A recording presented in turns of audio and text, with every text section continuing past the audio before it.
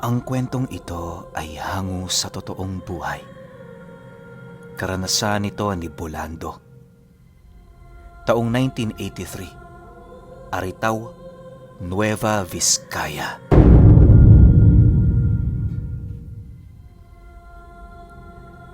Itong mga panahong ito, kasalukuyang kararating lang ni Bolando sa Aritaw. Kaya siya tumungo sa lugar na yon. Gawa ng isang linggo ng pabalik-balik ang kanyang panaginip ukol sa isang birheng sangtong nakalagay sa kuwebang nakakubli sa isa sa mga bundok na matatagpuan sa lugar na yon. Bagaman napakaraming bundok sa Aritaw, hindi nakaramdam ng anumang kawalan ng pag-asa itong si Bolando. Naniniwala siya na kung talagang tinatawag siya ng santo, magbibigay yon sa kanya ng mga senyales. Dahil sa isa siyang Negrense, tubong Negros, kung kaya't saan mang lupalop siya mapunta, dala niya ang kanyang kabutihang loob at magandang pakikisama sa kapwa. Yun na lamang ang nagiging puhunan niya, sa paniniwalang isa yun sa makakatulong sa kanya upang makamit niya ang kanyang hinahanap sa lugar na yon. Sa loob ng halos 5 araw niyang paglilibot sa mga baryo-baryo, doon niya nakilala ang isang matandang albularyo. Bagaman walang-wala yun sa buhay, bukas palad siya nitong tinanggap sa pamamahay nito. Hindi naman yun tinanggihan ni Bolando, gawa ng alam niya sa kanyang sarili na kinakailangan niya ng bahay na matutuluyan. Bilang pasasalamat sa matanda, binahagian niya yon ng kakarampot na salaping kanyang dala. Inilahad niya rin dito na kagaya nito, isa din siyang albularyong manunuklas ng mga lihim na karunungan na ikinalat ng Panginoon sa mundo. Dahil sa iisang paniniwala lamang ang kanilang kinakaaniban, kung kaya't hindi naglaon, naging malapit sila sa isa't isa. Sa loob ng 1 buwang pananatili niya roon, nagpalitan sila ng mga kaalaman pagdating sa panggagamot. Palagi din sila noong magkasama sa mga panahong tinutuklas ni Bolando ang bawat bundok ng Aritaw na malapit sa lugar. Subalit dahil sa tarik ng mga dinaraanan nila, kung kaya't inaabot sila ng halos humigit 3 araw bago malibot ang bundok na kanilang inakyat. Medyo naghahabol na din ang oras noon si Bolando sa kadahilanang sa bawat gabing dumaraan, mas lalong lumalabo ang panaginip na kanyang nasisilayan. Isang gabi, habang nagpapahinga siya, bigla namang pumasok sa kanyang isipan ang isang bundok na may matarik na daan papaitaas. Sa pinakapaanan nito, may nasipat siyang 2 nagsisilakihang puno na pinalilibutan ng napakaraming tipak ng bato. Sa unang tingin wala namang espesyal sa lugar na yon, pero kapag sinuyod mo pa ang unahang bahagi ng bundok, doon mo masisilayan ang palatandaan ng isang kuwebang matagal nang gumuho ang lagusan. Dahil sa kaluluwa niya lamang noon ang naglalakbay, nagawa niya yung mapasok kung saan tumambad sa kanya ang altar ng birhen na pinalilibutan ng mga nakaluhod na rebulto ng mga anghel. Habang umiikot ang paningin ni Bolando sa lugar, kitang-kita niya kung papaano pinaglilingkuran ng mga armadong anghel ang birheng paulit-ulit sa kanyang nagpaparamdam. Bago lisanin ng kanyang wisyo ang lugar, meron siyang narinig na tinig na nagsasabing, "Huwag kang magtiwala sa kahit na sinong nakapaligid." Dahil dito, hindi na siya nagdalawang isip na magpaalam sa kanyang kaibigan na babalik na siya ng Negros. Yun na lamang ang naisip niyang rason noong mga oras na yon, sa kadahilanang alam niya sa kanyang sarili na kung sasabihan niyang lilipat lamang siya sa kabilang lugar, paniguradong susunod ito sa kanya. Sa estado kasi ng matandang yon, hindi niya maipagkakaila ang pagkakaroon din ito ng interes sa birheng pilit niyang hinahanap. Matapos niyang makapagpaalam, agad naman siyang naglakbay sa mga kabundukan. Wala siyang ibang kasama noon kundi ang nag-iisa niyang alagang pusa. Sa halos humigit 10 araw ng kanyang paglalakbay, narating na nga niya ang isang lugar na pinaghihinalaan niyang pinaglalagakan ng santo. Habang binabagtas niya ang daan papalapit dito, naging maayos naman ang lahat. Napakakampante noon ni Bulando, gawa ng wala siyang nararamdamang kakaibang presensyang umiikot dito. Maya-maya pa, nang marating na niya ang kinaroroonan ng 2 puno, hindi naglaon, doon niya rin nasilayan sa paanan ng bundok ang isang parte ng nakausling lupa kung saan hindi mo mapagkakamalang meron pala doong nakatagong lagusan.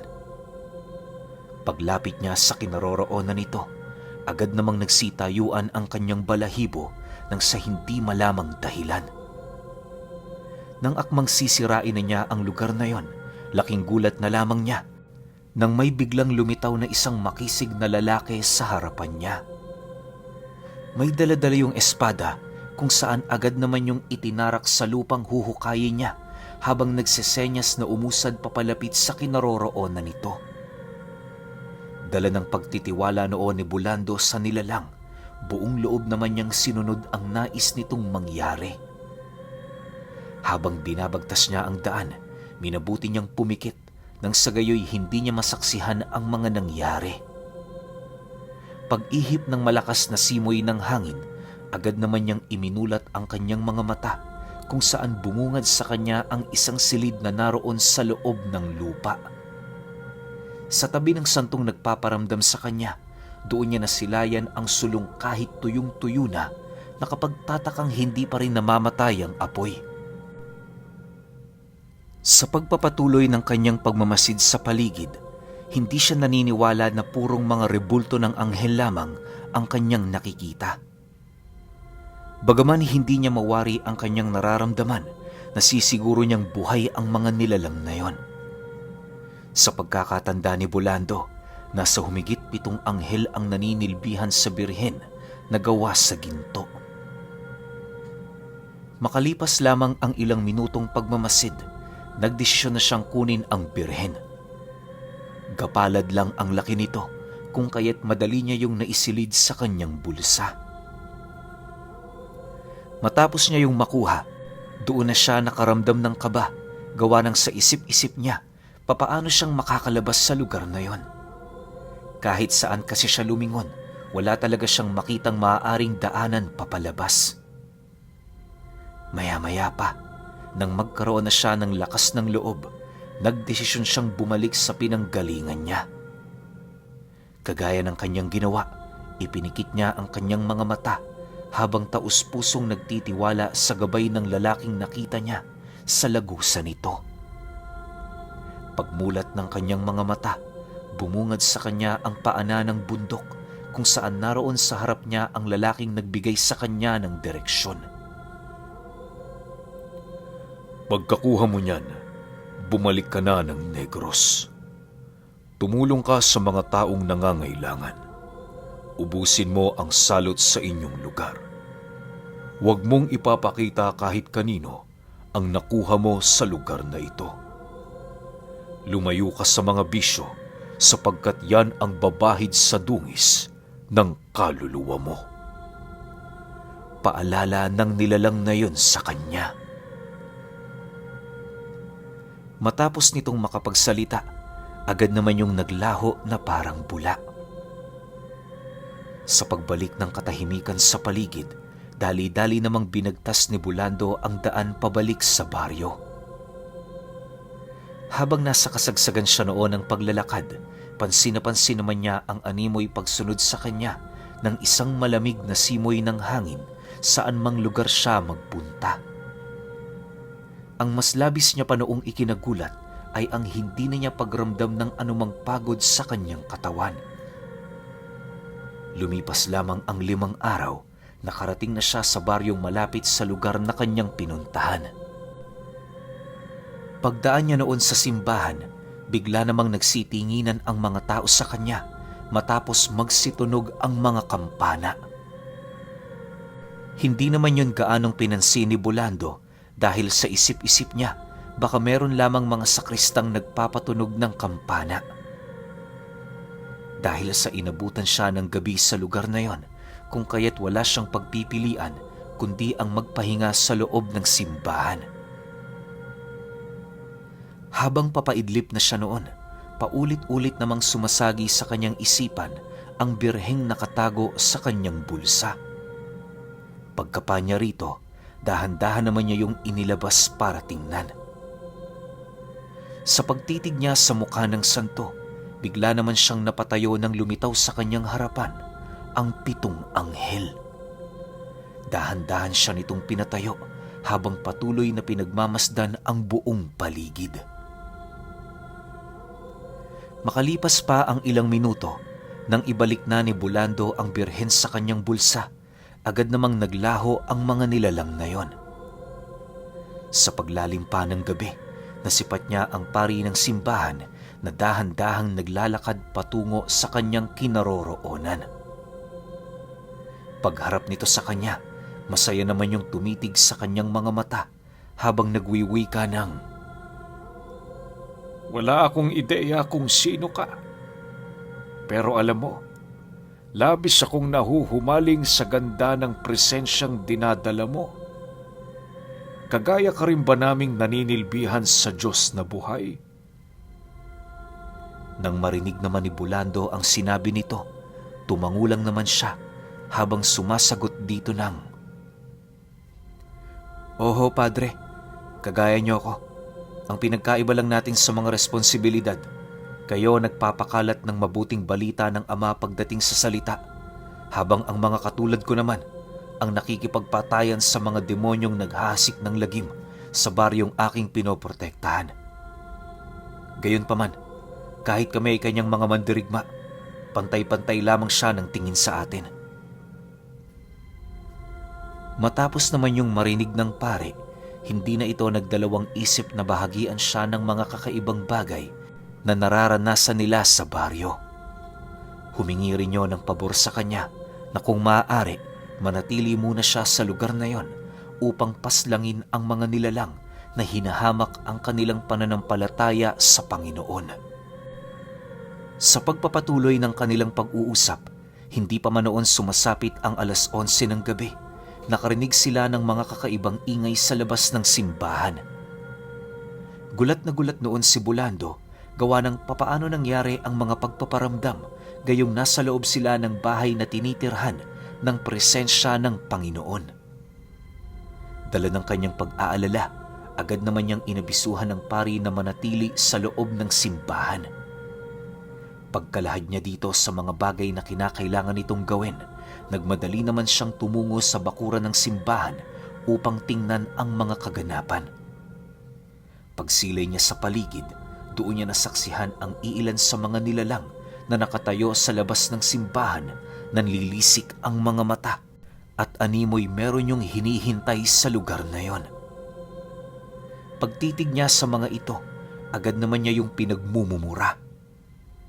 Dahil sa kanyang ginawa, kitang-kita niya kung papaano magsiangil ang mga ito habang pilit na ikinukumpas sa ere ang kanilang mga malalapad na pakpak.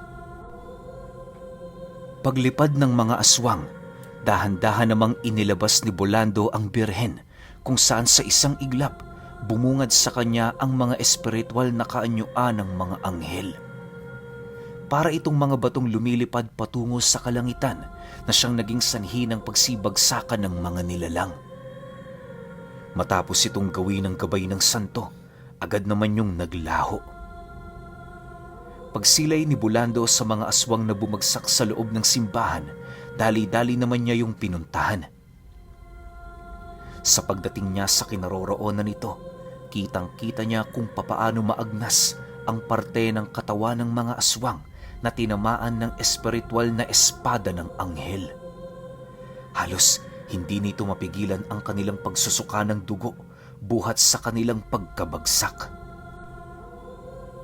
Para malaman ang kakayahan ng birhen, agad naman yung hinawakan ni Bulando at nang akmang ilalabas niya na ito, rinig na rinig niya kung papaano magmakaawa ang mga aswang sa paligid.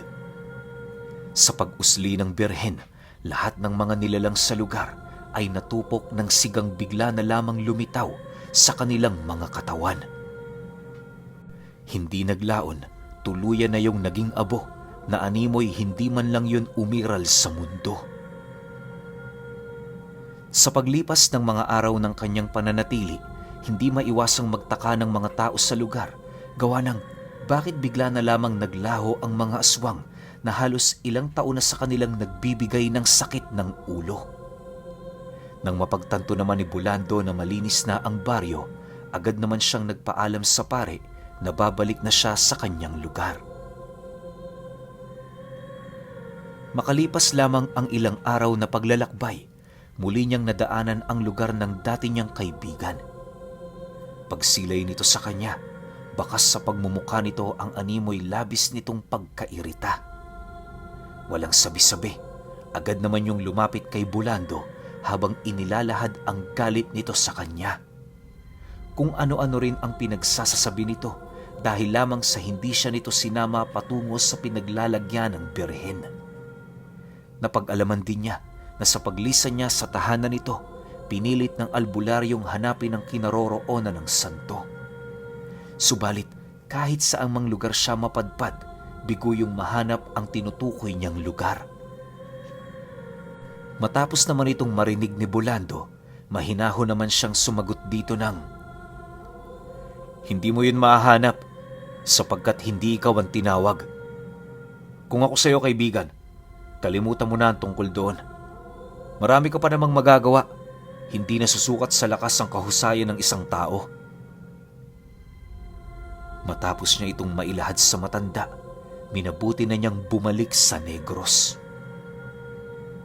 Makalipas lamang ang ilang buwan matapos ang pangyayaring yon, namuhay bilang manggagamot itong si Bulando. Marami ang humanga sa kanya, gawa ng natatangi ang kakayahan niya. Halos lahat na yata ng sakit nagagawa niyang magamot. Ultimo ang mga baling halos taunang nagiging pasakit ng kanyang pasyente, minuto niya lamang yung nalulunasan. Dahil sa pagiging bantog ni Bulando sa kanilang lugar, kaya na may hindi na niya inakalang may makakatapat pa sa kanyang kakayahan. Halos hindi na rin niya mabilang ang mga gabo ng kanyang pinarusahan sa pamamagitan lamang ng mga gabay ng ginintuang birhen. Sa pagtungtong ng buwan ng Disyembre, habang abala sa paghahanda ng Kapaskuhan ng kanilang lugar, meron siyang nasagap na balita ukol sa pagdating ng isang matandang may mga kasakasamang tauhan. Hindi pangkaraniwan ang presensya ng mga ito na animoy meron yung hinahanap na tao. Matapos naman yung marinig ni Bulando, dali-dali naman niyang hinanap ang mga panauhing yon, hanggang sa doon niya nakita ang matandang naging kaibigan niya sa Aritaw. Bagaman maraming buwan na ang lumipas, hindi niya pa rin makakalimutan ang pagmumukha nito. Paglapit niya sa kinaroroonan ng matandang yon, agad naman niyang napansin ang napakabigat nitong presensya. Wala na rin siyang nakikitang karga ng kanan sa katawan nito, hudyat na maaaring umanib na yon sa kapangyarihan ng dyablo. Dahil sa kanyang mga natuklasan, halos hindi naman siya makapagsalita, dala ng kanyang pagkagulat. Maya-maya pa, nang masipat niyang ngumisi ang matanda, narinig naman niya yung magwika sa kanya ng, "Napakalayo pala ng lugar ninyo. Pero kahit na, sulit naman ang lahat. Ngayong kaharap na kita. Alam mo, Bulando, matagal ko nang pinaghandaan ang pagkikita nating ito. Sa pangalawang pagkakataon, maaari ko bang makita ang nakuha mong santo? Magmula noong ikinuwento mo ang iyong pangitain sa akin, tumatak na ito sa kaluluwa ko. Alam kong hindi ako matatahimik hanggat hindi nasisilayan ng aking mga mata ang bagay na yon." Matapos naman niyang marinig ang sinabi nito, mariin naman niya yung tinutulan, alinsunod sa habili ng nilalang na nagbabantay ng daan patungo sa silid na pinaglalagyan ng santo. Sa isip-isip noon ni Bulando, anuman ang binabalak ng kaibigan niyang yon, paniguradong hindi yon makakabuti. Upang magwakas ang kanilang pag-uusap, inabisuhan na lamang niya yung umuwi at huwag gagawa ng anumang bagay na ikakasira ng kapayapaan sa lugar nila. Nang marinig naman yon ng matanda, humalakhak lang naman ito na para bang itinuturing nitong isang nakakatawang bagay ang kanyang babala. Sa paglalim ng gabi, habang nagpapahinga si Bulando sa loob ng kanyang tahanan, doon na niya unti-unting nararamdaman ang paglapit ng presensya ng kanyang kaibigan. Pagdukot niya sa berheng nasa loob ng kanyang bulsa, agad namang lumitaw ang 7 anghel sa harapan niya na nakaluhod. Inabisuhan niya yung huwag gagawa ng hakbang hanggat hindi niya ito iniuutos. Kahit papaano kasi, naging kaibigan niya pa rin ang matandang yon. Naniniwala si Bulando, kahit napakasama pa ng isang tao, meron pa ring mabuti rito. Sapat na yung puwang para sa pagbabago. Makalipas pa ang ilang minutong paghihintay, doon na nga niya narinig ang pagtawag ng matanda. Dahil sa may kalayuan noon ang kanyang tahanan sa baryo, kung kaya't walang ibang nakarinig sa ingay na ginagawa nito, maliban sa kanya. Paglabas niya sa kanyang kubo, pumungad ang matandang may kasamang 5 aswang sa likod nito. Marami din yung hila-hilang sigbin na animoy dinala nito mula Aritaw hanggang Negros. Sa pagpasok ng kanyang mga panauhin sa loob ng kanyang bakuran, nanatiling kampante lang naman itong si Bulando. Pagharap ng grupo nito sa kanya, agad naman niyang narinig ang mga pagbabanta ng matanda. Ayon dito, na kung hindi niya ibibigay ang santo, sapilitan nilang kukunin ito. Wala rin yung pakialam kung ano man ang mangyari kay Bulando, basta ang mahalaga, makuha nila ang kanilang nais. Dagdag pa ng matanda na kahit ayaw niyang mangyari ang bagay na yon, wala siyang pagpipilian. Ang nais niya lamang kasi, sundin ang pangarap nito na binuo nila noon sa tahanan nito. Matapos namang marinig ni Bulando ang sinabi ng matanda, inabisuhan niya yung wag nang umasang makukuha ang birhen na walang mangyayaring paglalaban sa pagitan ng kanilang mga panig. Nang marinig naman yon ng matanda, agad naman itong pinakawala ng mga sigbin nitong alaga, subalit bago pa man yun makalapit kay Bulando, nagawa na yung mapaslang ng anghel na nasa espiritual na anyo. Nagkakamali ka ng kinakalaban, kaibigan. Hanggat hawak ko ito, walang sino mang demonyo sa mundong ito ang magagawang lumapat ng kanyang maruruming kamay sa katawan ko. Matapang na wika ni Bulando sa matanda. Nang marinig naman ito ang kanyang sinabi, umatungal na lamang yon ng napakalakas at kasabay nito ang sabay-sabay nilang pagsugod papalapit dito. Bago pa man sila makatungtong sa kinaroroonan ni Bulando, sinalubong sila ng 6 pang anghel na bigla na lamang lumitaw sa hangin. Yung mga kasama ng kaibigan niya, agad namang naagnas at naglaho na parang bula, habang yung matanda bumagsak sa lupang umiiyak dahil sa pagkaputol ng kanyang kaliwang binti. Paglapit ni Bulando sa nilalang na yon, doon na niya ipinakita ang birhen na siyang naging sanhi upang matupok ang kabuuan ng katawang lupa nito. Para yung papel na sinindihan na mabilis na nilamon ng apoy. Sa paglipas ng mga araw, animoy naging pasanin sa kanya ang pagkawala ng kanyang kaibigan. Kahit alam niya kasing pumanig yun sa kasamaan, hindi niya pa rin malimot-limot ang mabubuting bagay na ginawa nito sa kanya. Alam niyo ba, matapos mapalaya ni Bulando ang lugar nila laban sa mga masasamang nilalang, doon na di nag-umpisang magpaalam sa kanya ang birhen. Dahil sa pagkalipol ng kasamaan, kung kaya't wala na yung rason para manatili sa kanyang puder. Halos hindi na nga noon inabutan ng Pebrero, nagising na lamang siya, wala na ito. Dala ng pagmamalabis ni Bulando na muling habulin ang gamit na yon, pilit siyang bumalik sa Aritaw, subalit bigo na niyang mahanap ang paanan ng bundok na minsan niyang napuntahan. kung kani-kanino na din siya nagpatulong, ngunit bigo na siyang makabalik sa lupang pinaglalagakan nito. Magmula noon, gabi-gabi na niyang ipinagdarasal na sana muli siyang pagramdaman ng birhen. Ngunit tumanda na lamang siya, wala na talaga. Hanggang noong mamatay siya, tanging ang istorya na lamang niya ang bumubuhay sa kung papaano niya tinangan ang mutyang yon na ipinadaan lang sa bulong ng gintong birhen.